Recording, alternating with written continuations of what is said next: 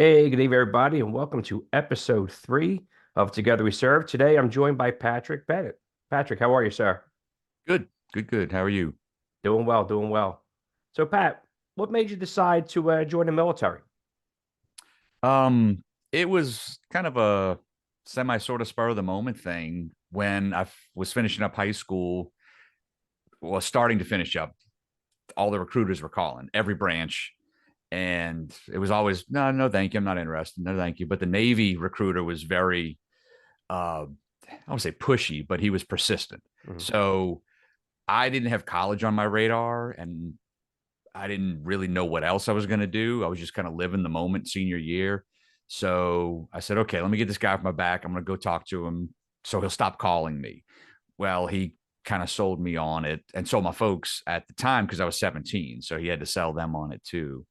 So it was taking this, I don't know what it was called. It's like a mini ASVAB, Mhm. and it was like 20 math, 20 English. And he said, you did very well. You qualify for nuke program, nuclear power. I said, oh, that sounds neat. Tell me more. And he did. Oh, it's like college and it's great and you'll love it. And so that sold my folks on it too. And so yeah, joined up few months after I graduated high school. So, like you said, I guess the Navy recruiter was just a little bit more persistent, but what was it really that started to gain your interest more towards the Navy than any other branches? Primarily it was that potential path, the nuclear power program. Because at that time, I don't know if it still is, probably is. It was a 6 year enlistment commitment for the whole run because it was about a year and a half of A schools and C schools, yeah, boot camp obviously too. So that it was, I was like, okay, well that's a good sell because it covers the next 6 years of my life. Some of the nuclear power stuff and the A school stuff was college credit bound. I don't know how much, but it was something. So I was going to build that towards college degree and then the GI Bill because I knew I wanted to do college eventually, just not at that time. So everything kind of melded together in a nice pot to Right. boil up and say, this is what you're going to be doing for the next few years. So when you did this, it wasn't kind of like a surprise, like you talk to a recruiter and you come home and say, "Hey, mom and dad, guess what? I just enlisted in the Navy." Yeah, it went from no, I'm not interested to man, this is kind of on my radar now. Just in one talk with the guy, probably 30, 45 minutes. But again, he had to sell them on it because I turned 18 2 days before I went to boot camp. So everything was still parent permission because I was 17. So he talked to them, kind of gave them the same rundown, and then we went from there. And it just kind of built more and more. I mean, obviously the internet was, I was 1994. So the internet Right. wasn't nearly what it was today, but it was brochures and it was talking to the recruiter and folks that had served. I had an uncle who was in the Marines at the time. So was like, oh yeah, do that. He was pro military as well. So walk us through your, I guess, you get the MEP station, you get on your plane. Um, so my question is, where did you wind up going to boot camp and walk us through, I guess, your boot camp experience? Yeah. Initially, at the time, I did the the late entry program, sign on. The Orlando boot camp was still open, so they billeted me for Orlando, but it was June of '94, and I'm like, man, that's a month after high school graduation. It's going to be hot as Hades in Orlando in summer. So I said, is there anything else? Could I pick something different? They said, let's see, and they had mid October billet in Great Lakes. So Orlando was still open, but they were about to close. They closed what I think the end of '94, if I remember right. So I went to Great Lakes, and yeah, that was like I said, 2 days after I turned 18. Like you said, got on the plane, flew to O'Hare, I think it was. I'm pretty sure it was O'Hare, and then yeah, the bus, and man, that was a long night. That first night. So now when you went to your boot camp station, was there anybody from your MEPS area that went with you, or were you solo the whole time? There were two. There was myself, another guy my age, and a young lady who once we once we got on the buses at O'Hare, never saw her again. Right. But me and the guy, we wound up being in the same company. And I want to say he did pass some review with us. I'm pretty sure he did, if I'm not mistaken. I remember his name for sure, because we were like we were buds because Right.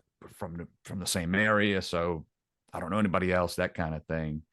So that was a little bit of comfort, that you knew somebody at least. So what was your experience like? Because when I went to boot camp, I went to San Diego. I got lucky. Okay. I guess you call it summer camp.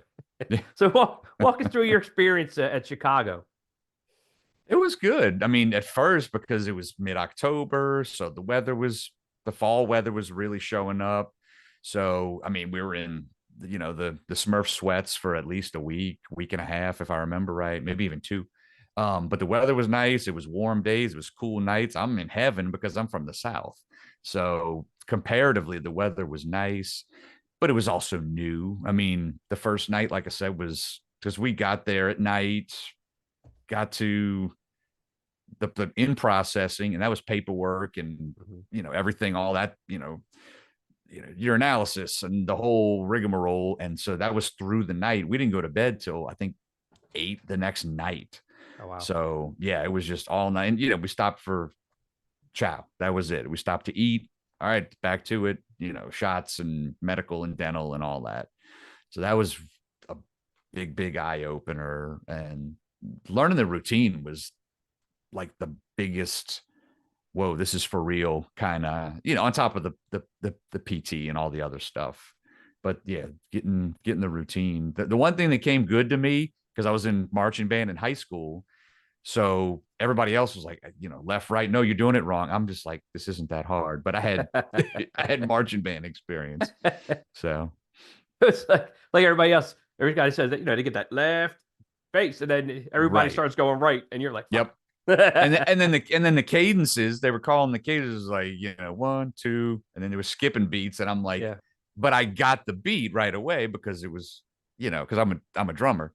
So, but everybody else was like, oh shoot, and I'm off the wrong foot and all this. So, and then when we got to like, advanced to like change steps and reverse march and all that Hmm. stuff. Ooh, sorry, that was my chord. So yeah, it was, for me it came easy, but I had that marching band experience. So for most people, I guess that might watch this that haven't been in the military, usually in boot camp, the COs will ask if anybody has any kind of musical experience. Were you a part of that drill? What do they call it? The drill team or the pass and review Yeah, team? the 900 companies. Yeah, the I guess the drill teams, or yeah, because they do what they do, the rifles and the state flags, and then the band. There's a band, the recruit band. But I never got asked about that. Oh, I mean, wow. they never asked our company, hey, does anybody play a musical instrument? Does anybody have experience in marching band, or any drill, junior ROTC in high school? None of that. They didn't ask us any of that, So what did they sadly. have their own little, they had I guess their own little Navy band that did your guys' graduation or? It was a company. It was a recruit company. It was Oh, okay. 9034, because we started in October, so that's the fiscal year for the government. So, like my company was 025, so we started, the reset started beginning of October. Anyway, so yeah, there was a recruit flag team with all the state flags. There was a recruit drill team with the rifles, and then there was a recruit band that, apparently that's what we were told, like, oh no, didn't have a clue how to play musical instruments when they showed up. 2 months later they were playing a song or two at pass and review. So I mean, I'm not saying they were right or wrong, but if that's true, they were good for having zero experience and Yeah. 2 years 2 months learning. So some people's first nights, I actually want to call it homesick. Some guys know this is something that they got to do. Walk us, so like you said, you're up to 8 o'clock. So walk us through your first night into the next day. What were you experiencing emotionally? Emotionally, it was rough. I mean, I'll be honest with you, because like I said, it was 2 days after I turned 18, like I've been saying. So growing up, I never went away to summer camp or anything like that. Um, yes, I did go to band camp, for anybody who's, looking for that joke. Um, but that was close to home. But that was very close to home. This was states away, and I knew one person, and the only reason I knew that one guy is because we were, in MEPS together. So I knew him for 48 hours roughly. So yeah, it was emotional. It was like this big feeling of loneliness. Even though you were around a bunch of people going through the same yeah, exact thing, there was that loneliness feeling. Um, and everybody's barking orders and you're doing it wrong. You're doing it wrong. Well, of course I'm doing it wrong. I've never done this before. yeah, yeah, But yeah, no, that whole they're trying to break you down to build you up kind of thing. But yeah, I mean, like being up all night, you're 18, that's fine. I right. can pull an all nighter. But yeah, emotionally, it was a lot, especially when they're like, sign this, sign that. You're like, it's big boy time now because I'm Yeah. an adult and I don't need mom and dad's permission anymore. And it's not like they're telling you what you're signing. They're just they just sign, Yeah, here we go. Here's this, yeah, yeah, here's that, yeah. here's this, here's that. You know what Yep, I mean? yep. Here's sign your life away, as they say. So most companies, though, you have your Ironman competition, and you get all the awards through boot camp. How was your guys' platoon per se? How did you guys make out in boot camp? We did good. We were an all male company because by that time, all the females, if I'm remembering, most of them were not at Orlando anymore. So most of them were at Great Lakes, but we were an all male company. So we got to compete for all the flags and we got most of them. I mean, our CC, it's funny, the two CCs we had, company commanders, both second classes, which I still Oh to this wow. day, I brag about that. Yeah, they're both second classes. We were his last company, we were her first company.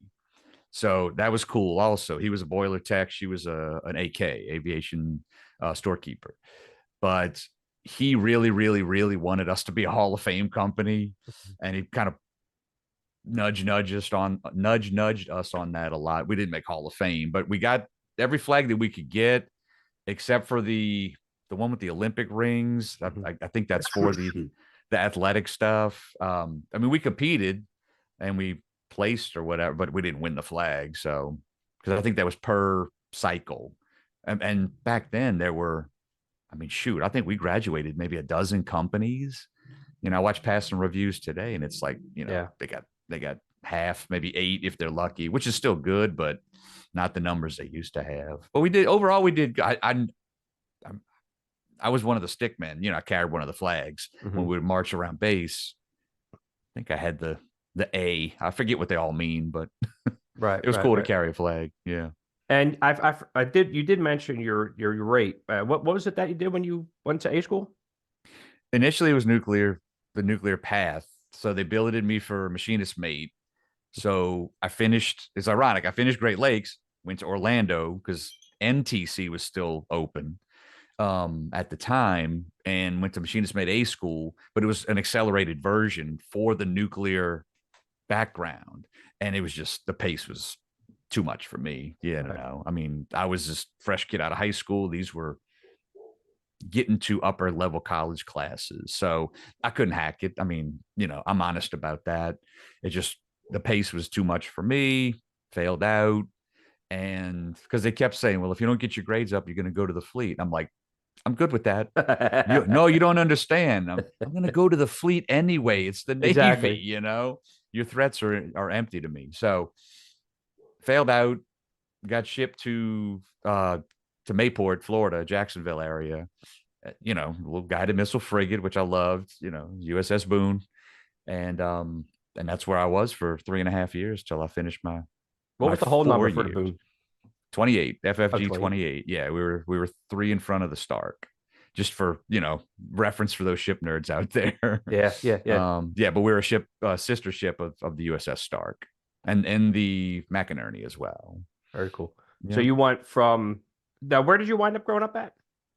So I was born in New Orleans. I Okay. was born in the city, grew up in the suburbs. So yeah, my whole life spent around here. So New Orleans, the Great Lakes, back down to Yep. Florida. Yep. Then Orlando, then little up north from Orlando to Jacksonville, Mayport, which was fine with me because Mayport to New Orleans with stopping for gas and whatever is probably about a 9-hour drive. So it was a day drive. Fine by me. Now, let me ask you this question. When you finished boot camp, because if I think I remember correctly, I didn't get my duty station No, I think I did get my duty station when I graduated boot camp, and then I went to apprenticeship training. How did it work with you guys? So the nukes in my company, I think there were 7 of us, which was they told us was a lot Right. for a company for one. So we all knew where we were going. We all knew we were going to Orlando. Now we didn't know because there was 3 nuke rates at the time. I don't know if there still are, but there was machinist mate, there was EM and ET. Hmm. So 6 out of the 7 of us got machinist mates, and then one of us got EM. Nobody got ETs.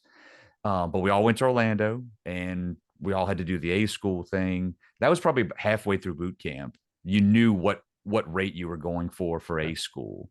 Um, and then I think A school was going to be like 6 months ish, and then power school was going to be 6 months. Then you had to go to the prototype trainer, and the whole program was, I think, a year and a half.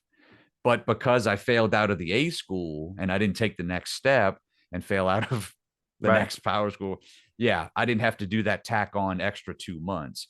The only downside was when you made nuke and you finished your A school, you got to put on your third class crow. I didn't Ah, get that, unfortunately, so I didn't get the pay that came with it. They bumped me down to E1, but it was bittersweet. I was fine with it. I got over it quick. right, right, right. So, kind of fast forward a little bit, but when you guys graduated to boot camp, um, who all attended for your graduation? Who all came? So back then, my folks came, my mom, dad, my sister came. And back then, I don't think they do it now, but back then they had mom and pop night, which was because pass and review just recently switched to Thursdays. Back then it was on Fridays. So Thursday evening, they had mom and pop night. So we all the graduating companies for the next day went to the drill hall, and we all marched in, and you got to spend, I think it was about 30 minutes with your family, Hmm. whoever was in attendance, which was cool. I don't know why they stopped that. I'm pretty sure they did. Oh, wow. Yeah, but it was real neat because everybody got to see it. Of course, very emotional, and Hmm. it was a quick 30 minutes, but it was awesome marching into that because they marched us in just like for pass and review, but they marched us in, called one company at a time. I mean, that was my proudest moment. That Right. more than marching in for pass and review, because it was the big, we haven't seen you in 2 months, and the big reunion. So that was awesome. So once you graduate, they tell you where you're going to go, and you find out. Would you say you were on an FG? FFG, yeah, got a missile FFG. frigate. Mhm. So you find out you got this, I guess, USS, whatever, FFG. Did you know what kind of ship that was at that time? No, I mean, I can't say I'd never seen a Navy vessel because New Orleans is about 2-hour drive from Mobile, and the USS Alabama's there, and that's a battleship. I mean, it's one of the smaller ones, but still. And we went to that when we were kids. But it's funny when I flew into Jacksonville Airport and took the taxi to the base, and I'm looking out the window, and I'm just looking for aircraft carriers. I'm looking for like the biggest thing that I could spot first, Right, right? right, And I'm right. like, I don't know how big an aircraft carrier really is. So I'm looking for this ginormous thing, and then we finally get to the front gate of the base. Still can't see a ship from the front gate. I'm like, okay. And we're driving. Okay, well, that's pretty big. Well, that's pretty big. There's a carrier. I know that. And then kind of circle around, and I'm like, oh, that's kind of small. It's not tiny, but it's kind of small. I mean, it is. I mean, I think the whole crew complements was about 225 Hmm. officers, everybody. Yeah. So, but I mean, it was a ship. I knew I was going to go to a Navy ship, Hmm. and I was very content with that. Um, to be honest, hindsight, I'm glad it was a small ship because the crew was Yeah. great. Everybody was You tight. know everybody eventually. Yeah, everybody Yeah. knew everybody by first. I mean, Hmm. away from the ship, you call junior officers by their first name. I mean, it Yes. was that. Yeah, it was like a big frat house, but in a real good way. So I was on a DDG. I was USS Callahan 994. Yeah, Our ship, I think, if I'm not mistaken, our ship was like 583 foot. What was the length of the FFGs? 400, man. for something. Yeah, Yeah. I'm sure I got, got guys like yelling at me for not knowing. It was over 400, less than five. I know Well, that. I see now because sometimes I go on like the San Diego Harbor on the YouTube channel, and sometimes you get to see these new Navy vessels come by. And to me, it's like they're so futuristic looking compared to Yeah. when we had ships that had some design to them, some dimension, and these things now almost look like spaceships, Yeah. on water. You know what I mean? Yeah. Yeah. Even like the Arleigh Burke destroyers, when those first came to Mayport, it was like, wow, that looks fresh. That looks tight or whatever. Pick a good word. It Mhm. looked compared to the oh shoot, I can't remember the class of destroyers before that. Um, but yeah, it looked like an upgrade. And now they're supposedly, from what I've been reading and hearing, they're re-upping frigates back to the Navy because all the Perry class, which was I was on, they've all been decommissioned. But yeah, they're apparently the Navy misses frigates, so they're bringing them back, which warms my heart. Exactly. So I have to ask you this question because I know where I stood in this. Were you a seaworthy guy? And meaning, or how did you handle the rough seas, like on your first couple times being out to sea? Yeah, I only got seasick once. As God is my witness, I only got seasick once. And that was rough, because we're Hmm. this smaller ship, Hmm. rough seas. Because when we did our first med cruise. That was summer of '95, and it was hurricane season was going on. So we were kind of ducking and weaving Hmm. tropical storms and hurricanes. So we hit some rough seas, but I only got it once. And my wife hates me now because when we go on luxury type cruises, cruise ships, I never, I'm like, oh, this is great. I love this. And she's taking, eating Dramamine and, she's like, I hate you. Yo, I listen. I'm not going to lie, dude. I just went a Royal Caribbean cruise a couple of years ago, and I had the wristbands on with Yep. the little pressure point thing. Yep. And I remember my first night. Well, we had to fly out to Hawaii. We were stationed out of San Diego, 32nd Street, but we had that my ship was in Hawaii because we were getting ready to do sea trials to do a Westpac. Okay. And I ain't gonna lie to you, dude. I think I was sick in bed for like 3 or 4 days. I don't think Oof. nobody even knew I was there until my first class one day comes in and asks me, goes, "Yo, dude, you got to get up, man, and do something. Go eat some crackers. Go up topside." So, Yep. Get you a Sprite, it's something. just right, yeah, Yep. exactly. But Yep. a lot of people don't understand, like with these small boys, although some of them have the stabilizers, dude, we rock and roll. No, You we know had what I mean? stabilizers and they worked. I mean, yeah, because when I got to the ship, I was in with the engineman, the A gang, and that was their equipment, was the stabilizers and, the air compressors, the diesel generators, all that stuff. So I learned a good bit about that before because I wound up striking DC and then I was in the general workshop with those guys. But I was like, okay. But then when you appreciate the fin stabilizers, cruise ship, Navy ship, you appreciate them when they don't work. Yeah. When they're not functioning. Yeah, you could feel the difference. So it kind of seems like our time era. I kind of like because I went in January of '93. Okay. I was a 2 year deal. I was a 2x8. I was actually as USNR, but I did 2 years active duty. Yep. We had some of those And guys. oh, dude, it was great. I mean, Yep. I still got my veterans preference. So I mean, my recruiter really hooked me up. She did a good job. Um, so I lost my train of thought. Um, oh my God, I just went in left field somewhere. January, two Oh year yeah, enlistment. and then I got out December. I saved all my vacation time, so I got out, December of 95. So yeah, it was kind of like we were right around each other on both ends. That's pretty Yeah, cool. we were in the middle of that med cruise in December '95. Yep. So a lot of people don't realize. A lot of people feel like, oh, when you're in the Navy, okay, you shoot the missiles, this, and that. But a lot of people don't understand general quarters and battle stations and how each person has their own designated job or as a team. What Yep. was your position at general quarters? Jeez. Initially, trying to remember back when I first got there, it was a lot of shadowing people. So it was probably in the machinery spaces with one of the enginemen at one of their positions. That's my best recollection. But once I struck damage controlman, got into the general workshop and kind of did all my quals with that, jeez. For the most part, I was repair 5 investigator. There was 2 of us. Okay. Yeah, and that was kind of like a, for me anyway, it was kind of a pristine position. Like that's what I wanted. Or give me team leader or give me whatever, something like that. But yeah, they're like, well, one of the investigators transferred off the ship. And so I said, I'll do it. And they said, okay, you're the guy. So because we were the first to go. So we're like throwing on OBAs as fast as we can while everybody's putting on all the stuff Mhm. so we can get out and do our thing.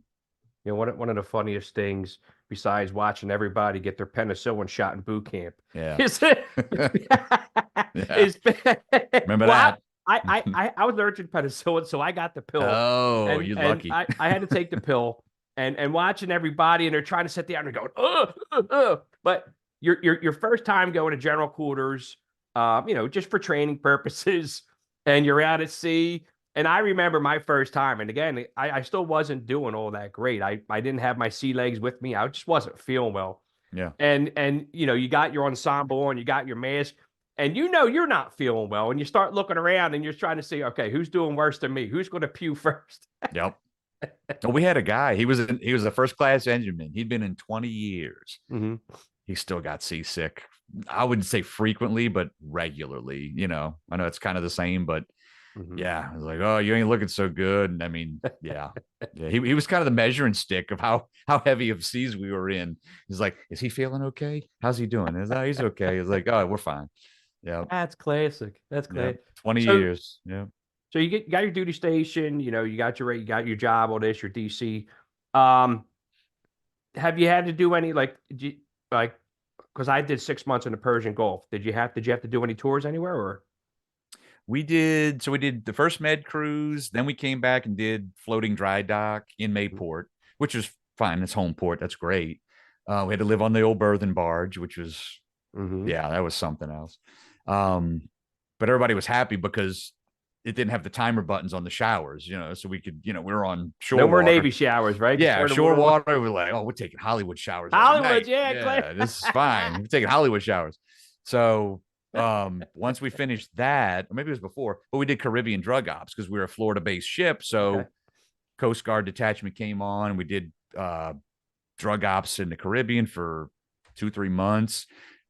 Busted a cigarette boat running, There you which go. was awesome. Yeah, middle of lunch. I never forget this. Middle of lunch, captain, maybe the XO, like, they're dumping drugs over the side. Launch the helo. I mean, like, Mm-hmm. everybody stopped eating. Everybody ran up top deck to see. Yeah, and there was just these floating, and it wound up being cocaine. I mean, and they put it all in the torpedo magazine, and yeah, because they were threatening to shoot the boat, but these guys were just runners. I mean, we caught them and dropped them off at Gitmo, and Mm-hmm. yeah, that was probably one of the coolest things that happened while I was on that ship. So was that your only duty station? Was that your only ship you're on? It was the only ship I was on. Yes. Oh, very Yeah. cool. Very cool. Yeah.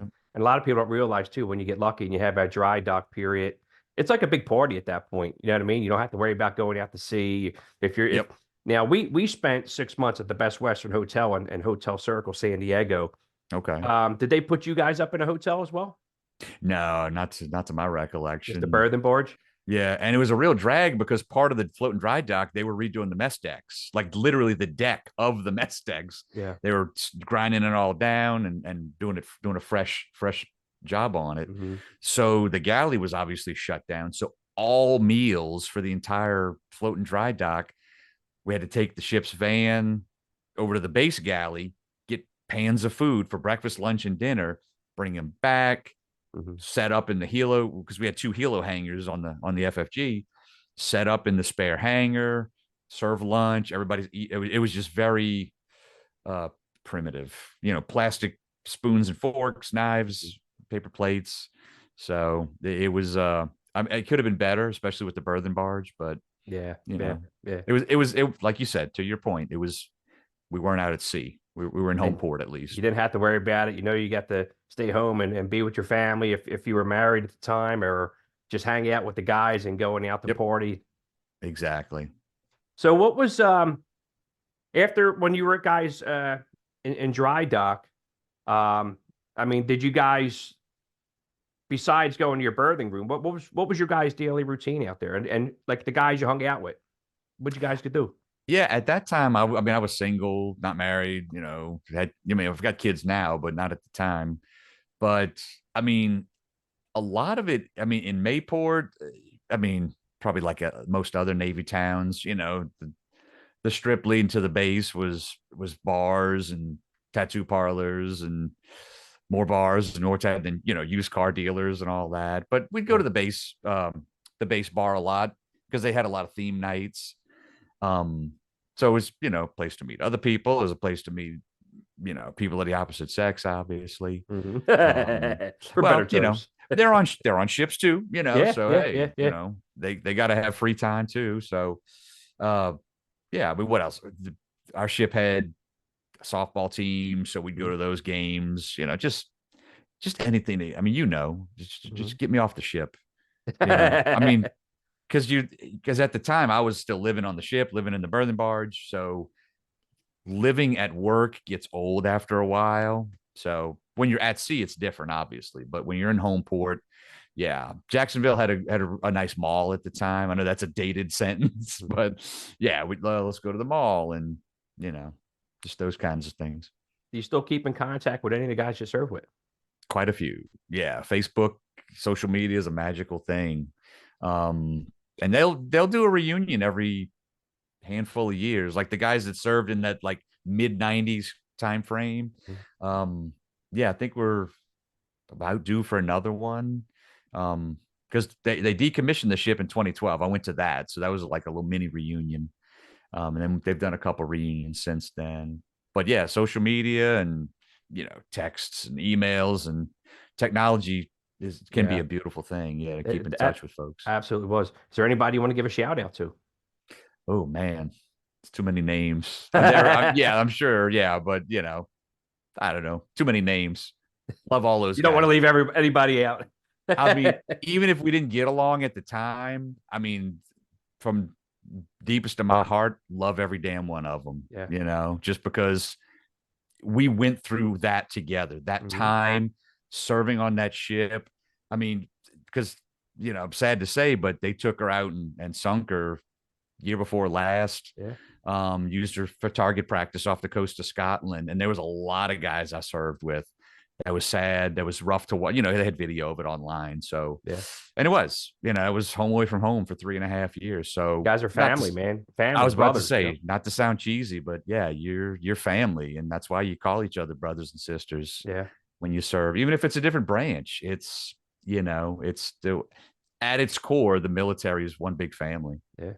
I, Yep. I had the honor of seeing my first class um, just a few years ago, and he actually just passed away.